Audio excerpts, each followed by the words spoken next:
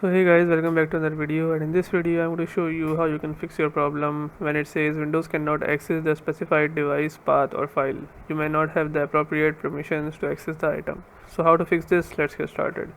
First, what you have to do is go over to the application which is causing the problem and right click on it. After right clicking on it, just click on properties and then go over to security tab and then select your user. Click on it and then click on edit. After this, click on your user button again, and then here make sure the full control option is checked. If it's not, just check it and then click on apply, OK, and hopefully your problem solves. If your problem still occurs, so make sure to comment down below so we can bring a detailed guide on this video. Alright, that's it for today's tutorial.